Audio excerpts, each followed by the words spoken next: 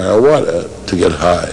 Oh, I think there's a lot of that. And I think, you know, a lot of what we have now is basically pot dealers in storefronts. Many businesses calling themselves dispensaries or cannabis clubs advertise in alternative papers, as do doctors around the state, who'll give you a quick once-over and, for a price, a permit to buy.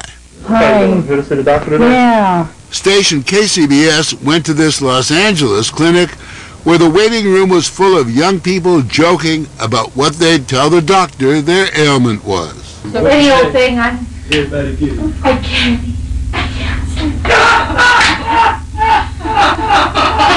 Tell him it turns your sex life on.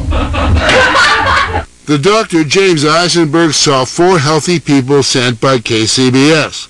He rejected a 17-year-old for being underage, but after getting a brief consultation and paying $175, the other 3 got their papers. One complained of dry skin, another of hair loss. The third said high heels hurt her feet. Do you think someone who complains of foot pain because of high-heeled shoes is a legitimate candidate for medical marijuana? All I can do is take a patient's statements as factual. And in so doing, he is not breaking any state laws. Some people really prefer the concentrates. Don Duncan is something of an elder statesman in the world of medical marijuana, running 3 California dispensaries, including this one in Hollywood.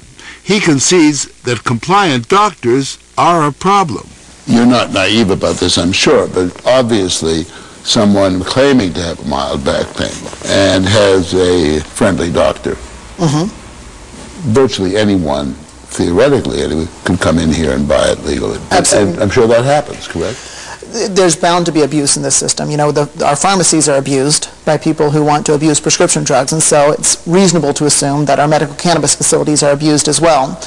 What we really need right now are regulations that address those issues.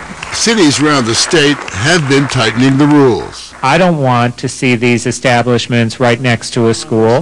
This city council hearing on limiting the number of dispensaries in West Hollywood was typical.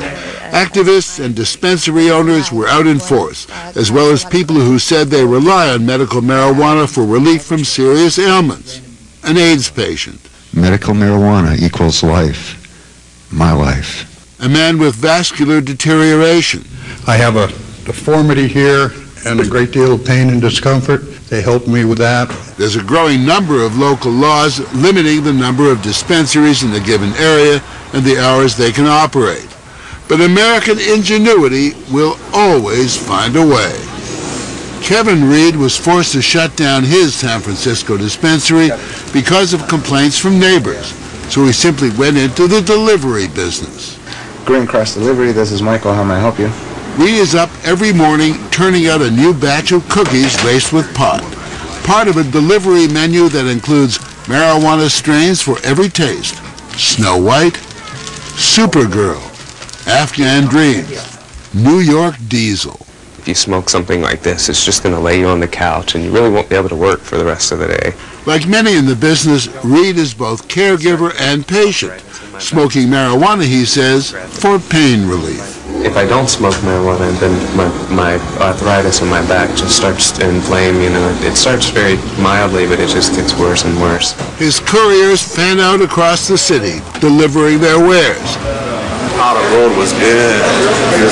In theory, all the medical marijuana sold in California is grown by the patients themselves. We're a collective, and what that means is our members grow it, they bring excess medicine here, and we provide it back to the other members.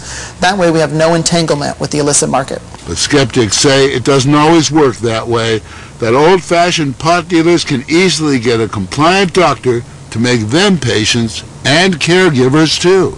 Most of these cannabis centers are buying their marijuana off the black market. They're dumping millions of dollars into criminal black market. Marijuana, what, coming in from Mexico?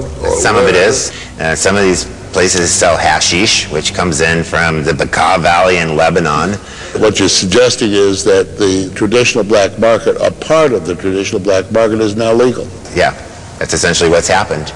Imler believes there are well-meaning dispensary owners doing their best to help the seriously ill. That, says Don Duncan, is his goal. We just want to serve our patients and be discreet.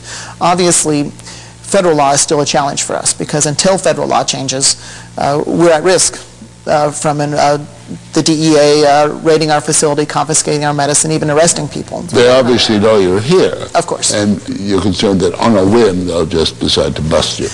They could. They could, and they did.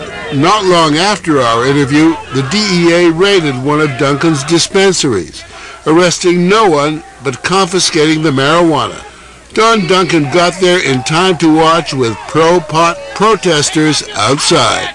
They smashed the doors and they ransacked the building and took all of the medicine from the patients and left the place in shambles. As for Luke Scarmazzo, rapper and businessman, he goes on trial soon on drug conspiracy charges in a closely watched case. In his video, he wins over skeptical authorities with his music and his charm. But real life in federal court could turn out differently. Are you worried?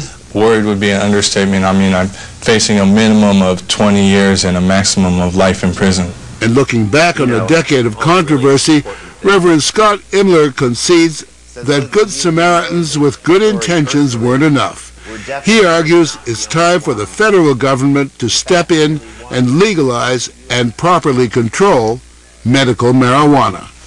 Until that happens, we're going to have what we have now, which is chaos.